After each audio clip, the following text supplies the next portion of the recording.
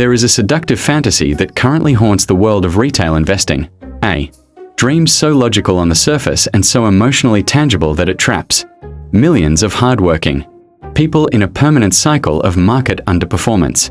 You've seen the flashy YouTube thumbnails with the green dollar signs. You've scrolled through the Reddit threads where people brag about their monthly payouts. And the pitch is always intoxicatingly simple. You buy a stock, you hold it forever. And like clockwork, a check magically appears in your brokerage account every single quarter. You probably imagine yourself sitting on a sun-drenched beach in Thailand or tucked away in a quiet cabin in the mountains, sipping a drink and paying your bills with these checks, all while your original investment remains perfectly intact or even continues to grow. It feels like the ultimate financial cheat code. It feels like free money, almost like the interest from a safe bank account or rent from a perfect tenant who never calls to complain about the plumbing. You tell yourself that as long as you don't sell your shares, you haven't touched your principal. And that dividend is just the cherry on top, a reward for your loyalty as a long-term shareholder. This narrative is the absolute bedrock of the dividend growth investing community. It's a corner of the finance world that has become almost cult-like, viewing the act of selling shares as a cardinal sin and dividend yield as the ultimate savior of a retirement portfolio. But I am here to tell you that this is arguably the single most expensive psychological error in modern finance. The uncomfortable truth, the one that dividend investors usually scream at me for saying, is that dividends are fundamentally irrelevant to your wealth. They are not free money. They are not a gift from the board of directors. In reality, a dividend is nothing more than a forced liquidation of your own asset. When a company pays you a dividend, they are simply taking money out of your left pocket and putting it into your right pocket, while the IRS stands right in the middle taking a cut during the transfer. My name is Bill, and I spend way too much time deconstructing the lies we tell ourselves to feel safe with our money. If you are someone who obsessively checks your dividend yield, who filters stock screeners specifically for high-yield aristocrats, or who feels a deep pang of guilt at the very thought of selling a single share to pay a bill, you need to pay close attention. Today, I am going to challenge your entire investment philosophy from the ground up. We are going to explore the Dividend Irrelevance Theory, a Nobel Prize-winning economic concept formulated by Merton Miller and Franco Modigliani that proves a dividend payment does not increase your total wealth by a single penny.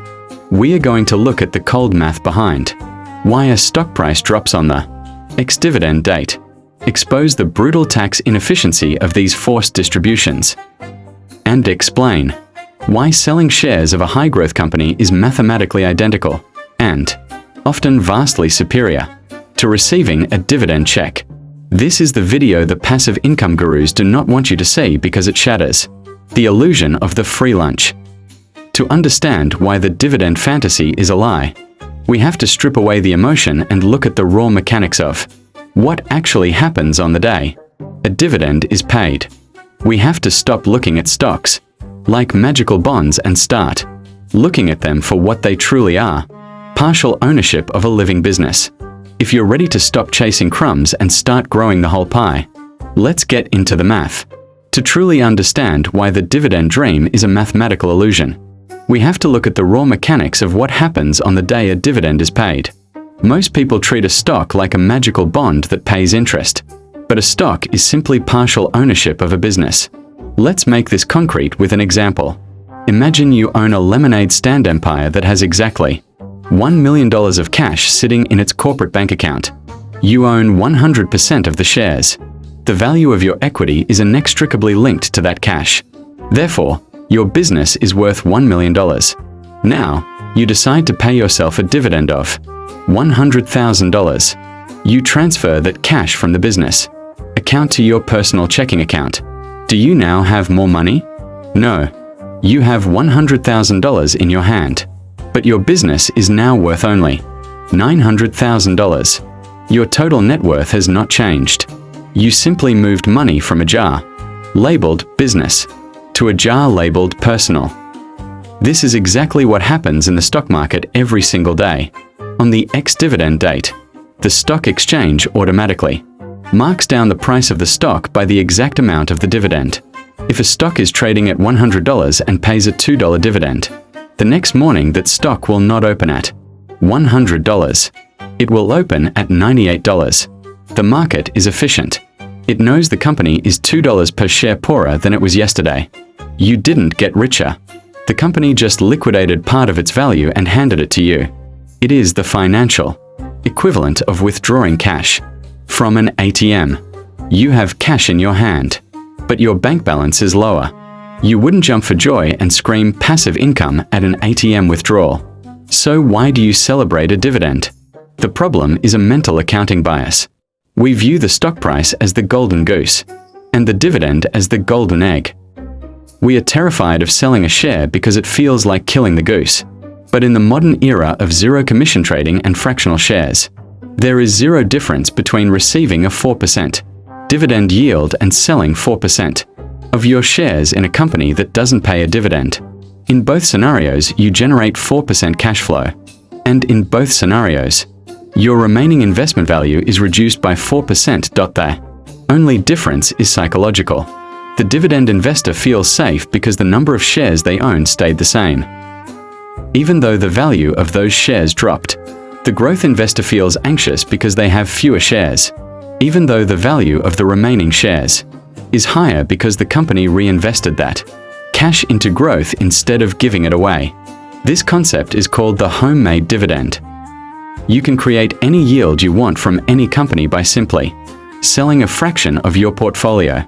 You do not need a CEO to do it for you, and letting them do it is usually a tax disaster. When a company pays a dividend, you have zero control. You receive that money whether you need it or not, and in a taxable account, you owe taxes on it immediately. Even if you reinvest the dividends, you still owe the tax. Compare this to the homemade dividend strategy. When you sell shares to generate cash, you are in total control. You decide when to sell. You can choose shares with the highest cost basis to minimize taxes, or you can wait until a year when your income is lower. This flexibility is a massive mathematical advantage that dividend investors surrender voluntarily, creating a tax drag that compounds negatively over decades. Furthermore, a company's decision to pay a dividend is often an admission of defeat. When a company is in its hypergrowth phase, it pays zero dividends because management believes they can generate a high return on investment, ROI, by reinvesting that cash. They believe $1 kept inside the company will grow to be worth $5. When a company starts paying a massive dividend, they are effectively saying, "We have no better use for this money. We don't see any new factories to build or technologies to develop." While mature dividend pairs can be stable, chasing the highest yields often leads you into value traps, dying companies in shrinking industries that are paying out cash simply because they are slowly liquidating themselves. You are buying a melting ice cube because you like the puddles of water it leaves behind. Always remember, you cannot pay your retirement bills with yield. You pay them with equity. If a stock pays a 10% dividend but the price drops 5% annually, your total return is only 5%. If a non-dividend stock grows 10%, it wins. The fixation on dividends blinds you to the only metric that actually matters: total return. The ultimate proof that the dividend obsession is a psychological trap rather than a mathematical advantage can be found in the strategy of the world's most famous investor, Warren Buffett. It is one of the great ironies of the financial world. You'll often hear dividend chasers quote Buffett because he loves to receive dividends from companies like Coca-Cola or American Express. But here is the catch. He loves receiving them because Berkshire Hathaway is a massive corporation that pays a significantly lower tax rate on those dividends than you do as an individual. However, look at his own company, Berkshire Hathaway.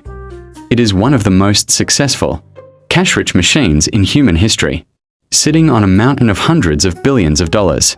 And yet, it has never paid a single dividend in decades. Why? Because Bill wants you to understand that Buffett knows the math. He knows that if he pays a dividend, his shareholders will be immediately hit with a tax bill, and that precious capital will be forced out of the compounding engine of Berkshire. He believes he can allocate that capital better than the average investor can. And history has proven him right.